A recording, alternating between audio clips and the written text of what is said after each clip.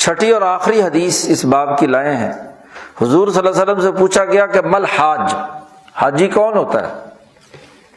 تو آپ صلی اللہ علیہ وسلم نے فرمایا الشائس الطفل، شائس وہ ہے جو دور دراز سے سفر کر کے آیا ہے، میلے کچیلے بال اس کے بکھرے ہوئے ہیں جی، غسل نہ ہونے کی وجہ سے، من عدمی غسل،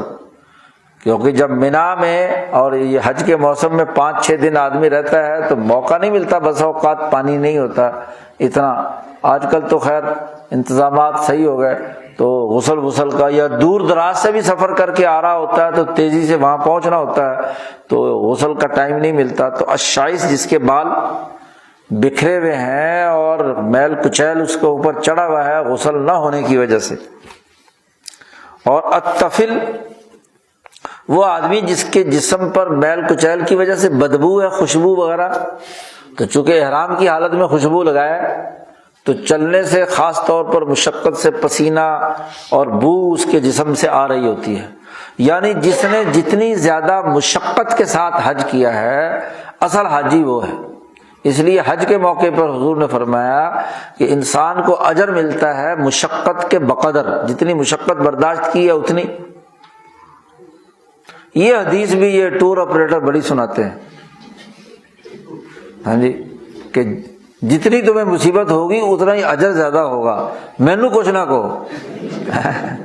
یہاں معاہدہ کر کے جائیں گے کہ یہ آپ کو دیں گے، یہ سہولت ہوگی، یہ سہولت ہوگی، اور وہاں جا کے جب سہولت نہیں ملتی تو کہتے پھر یہ حدیث سنانا شروع کر دیتے ہیں۔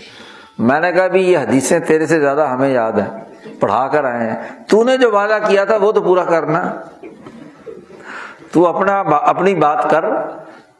کہ مشقت کے مطابق حج کا ثواب ملے گا، تو یہ تو ہمارے ساتھ معاملہ ہے نا، ہم جانے اللہ میاں جانے، تو وعدہ کر کے لایا تھا کہ یہ پیسے زائد اس لیے ہیں کہ یہ سہولتیں ہوں گی، اور وہ تو چھوڑ رہا ہے، تو بھی تو اپنے وعدے کی خلاف ورزی کر رہا ہے۔ تو یہ ہر جگہ یہی کام کرتے ہیں۔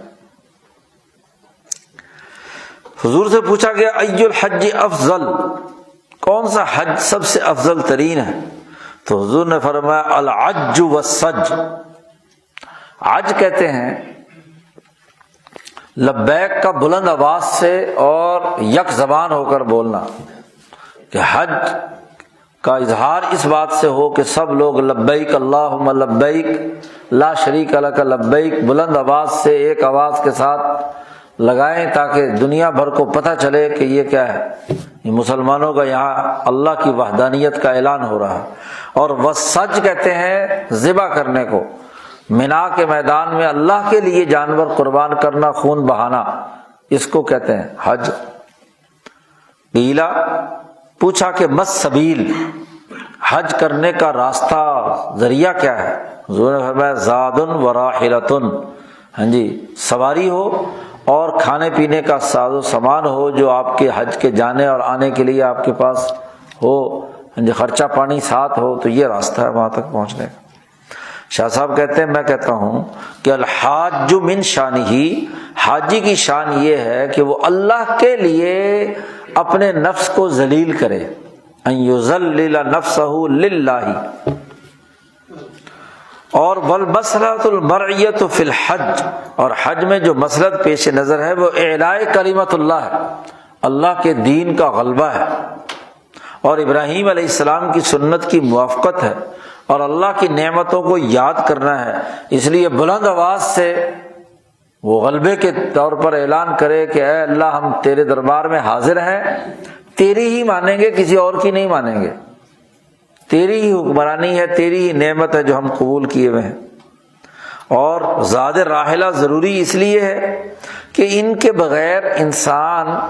اس حج کے پورے سفر کے دوران اپنی ضروریات کو آسانی سے پورا نہیں کر سکتا، کھانے پینے کو کچھ نہ ہو تو مصیبت ہے۔ تاکہ اس کی رعایت رکھی جائے حج کے معاملے میں، جو مشقت والی عبادات ہیں تو بڑی مشقت کی بات ہے، تو اگر کھانا پینا غذا پوری نہ ملے انسان کو تو وہ مشقت کی وجہ سے تو پھر حج تو کیا ہونا تھا، تھکاوٹ ہو کر کسی اور مرض میں مبتلا ہو جائے گا۔ اس لیے اپنی جو غذا انسان کھاتا ہے وہ ساتھ ہونی چاہیے اس کے۔